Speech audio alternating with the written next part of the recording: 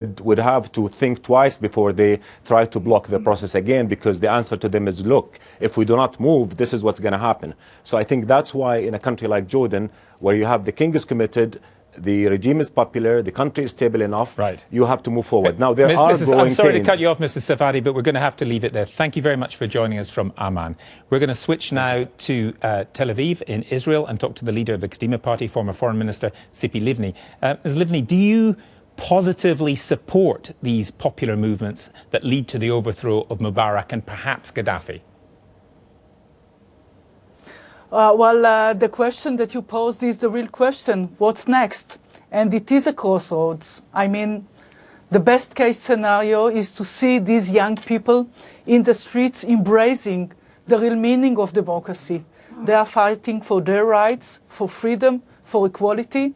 They can do it in embracing the real meaning of democracy. But yet, this democracy as not as only as values, but unfortunately there are those that can abuse the system in order to get more and more support. And all these radical elements, which basically cannot accept the values of democracy, can abuse the system and spread the agenda of hatred. I believe that we... Yeah, I was going to say, I'm sure people will understand that democracy is much bigger than just having a vote. But do you think that what we are likely to see... It's not... Yeah, I mean, I'm just going to say, do you think that you're likely to see more hostile governments because of this popular insurrection? Is that the fear in Israel? I think that there is something that the international community and the international leaders can do, because it is clear that for us, it is clear for us in Israel as a democracy, it is clear in Britain, that democracy is more than elections, but it's about values. Now, I think that there's a need for the international community to set a universal code for democracy, saying that when the international community refers to elections as free and fair, the meaning is that those who want to participate in elections need to renounce violence, to accept the values of democracy, to accept the rule of law, and to renounce violence and to accept former international agreements of their states. This can shape the future, because in our region, in which it is needed the most, you can see an armed militia like Hezbollah in Lebanon that abuse the system in order to get support and to be also a political partner. And you have Hamas in the Palestinian Authority, which uses terror and don't accept former agreements, peace agreements between Israel and the Palestinians. So, and in every constitution in the world, including in Israel, when a racist party wanted to participate in election, it was forbidden. So it's not against somebody, but this is really a moment of truth for democracy. Right. And this can change the region for the best or for the worst. So I think that the international community, while setting this kind of universal code, can shape the future of this region for best. Tzipi Livni, thank you very much for joining us from Tel Aviv. Well, educated Arab protesters certainly know their history. Some have claimed, as we've just heard from John Simpson too, this is indeed 1989, a democratic watershed. Others worry it might be more like Europe in 1848, when a series of popular revolts ended with authoritarian leaders like Bismarck. In the past 50 or so years, Arab people have been told they must support their local strongman, a Nasser, a Gaddafi or a Saddam Hussein, because the only alternative is an Islamic republic or instability. But is there possibly a third way, a distinctively democratic path that would suit the Arab and Muslim world? Tim Hewell assesses where all this might lead.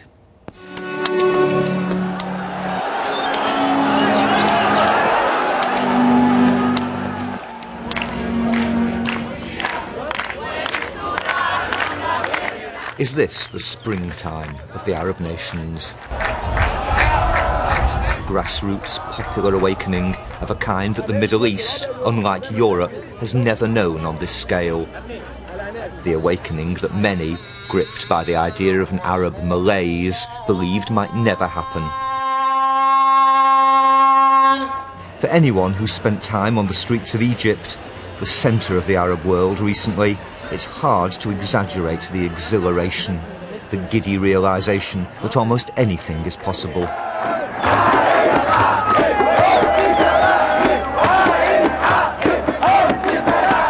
what's so extraordinary is not just the fact of the Arab uprisings, but the nature of them. The protests have been largely peaceful. In Egypt, sometimes even good-natured. They've represented a far wider cross-section of society than anyone expected. And whenever state authority has crumbled or been withdrawn, citizens have organised themselves to provide services and to keep order, setting their own grassroots example of the way the whole country might work together. So is this the long-dreamed-of Arab Third Way? Not autocracy or Islamic theocracy, but secular democracy.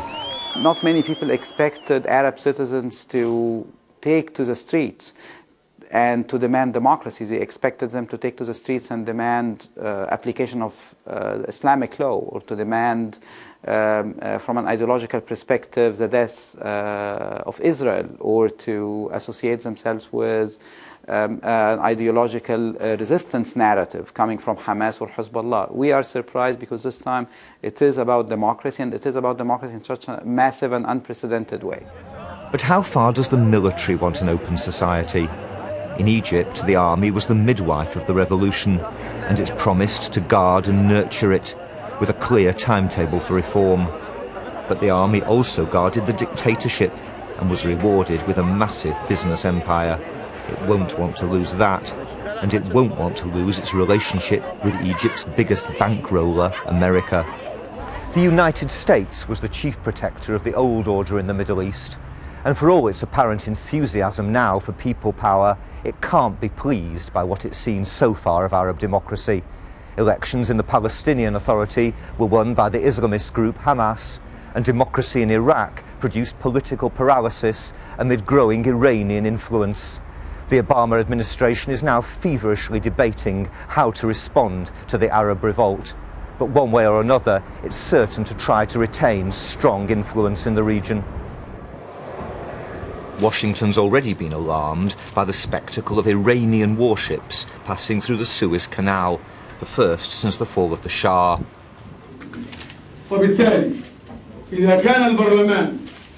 And it's worried too by the strength of the Muslim Brotherhood, the oldest and most organised Islamist force in the Arab world. The Obama administration is struggling with questions that they have been raising throughout the last years, and in a way have imposed on America's policies in the regions a sort of a distanciation from the democratic aspirations of Arab citizens. I'm referring to the two questions of what might happen to Israel.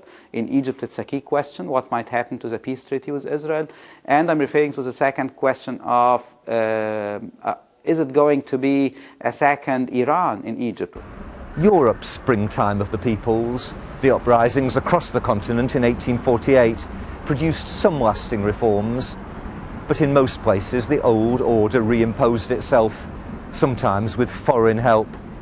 There are reasons to think that the Arab revolt may now suffer the same fate, but there are also reasons for optimism. The young people who won the battle for freedom on Cairo's Tahrir Square aren't going back to their old lives. They're forming committees and coalitions to keep up the momentum of change, and planning the new political parties that Egypt's democracy will need. I think we'll have a very active political scene. You have already two parties that were established, and I think there are at least 4 others underway to announce their launch. So I think an average of 10 to 20 different parties will emerge by the time we have parliamentary elections. If you ask Egyptians of many different persuasions, and other Arabs, what country they admire most, they say Turkey, a democracy that seems to them to have realised its economic and strategic potential, that is an ally of the West, but not a Western lackey.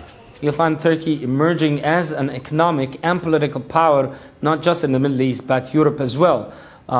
They've not been accepting any interventions from any the traditional superpowers. They've had their own opinions about how Middle East policies should be formed in the US and in the EU. And I think the US and the EU in general have more or less changed their policies towards Turkey. Turkey is also the model for many Muslim brothers. The Brotherhood is an organised regional movement, much feared by some in the West. But Islamists have played a much smaller role in the uprisings than most people expected. And they even claim to be pragmatic on the most explosive issue in the Middle East, the conflict with Israel, with some wanting to keep the 1979 peace treaty. The revolutionaries in Tunisia and Egypt, and in Libya, if the uprising eventually triumphs there, will be building democracy almost from scratch. And in each of those very different societies, there'll be different dangers.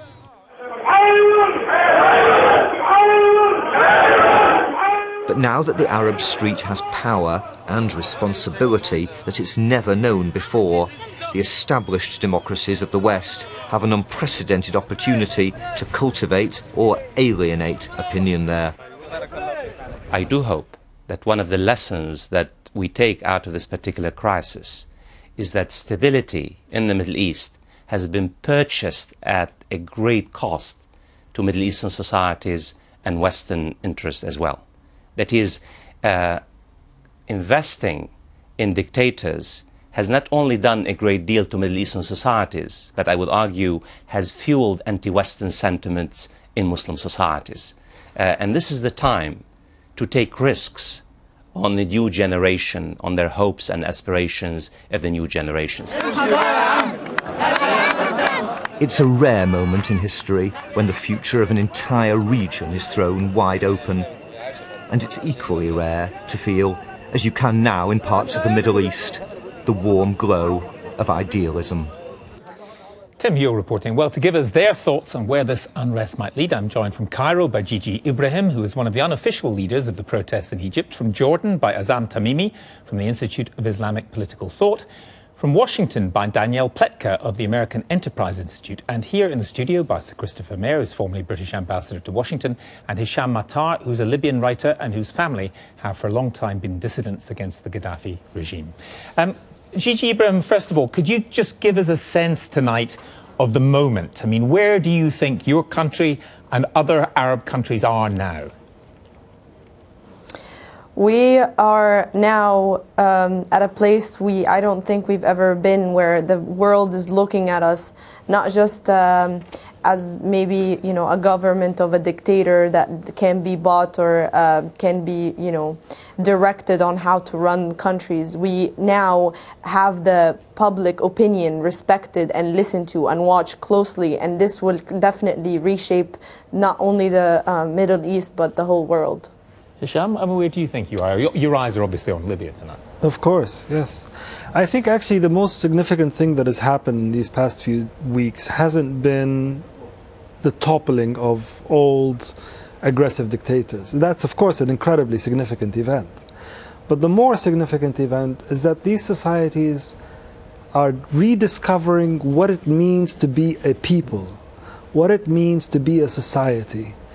And so although I, of course, like most people, have an anxiety about the future, that we are in a moment of transition. You know, as an Arab, I knew what to read. I knew when to sleep and when to wake up. I was told how to do every single thing. So the fact that it is a moment of uncertainty is a welcome thing, because we are discovering. Absolutely, yeah. Let me bring in Gigi again. Gigi Ibrahim, you know, we've been trying to figure out what next. Is there some kind of third way? Is there a way towards a distinctive Arab democracy? In which case, what would it look like in Egypt? I think the people here really want what anybody in any country want. They want to be respected and have their voices heard, have their demands met, that are very reasonable, that have to do with freedom and justice and equality. And I think these are values that are respected and demanded in any country. And right now, you really get the sense in the street that you know, we don't want an Islamist state. We don't want even a religious one. We've been trained really to think that if we have democracy, now the fundamentalists and the Islamists will take over, when in fact you know, when you look in those 18 days, the majority of the people are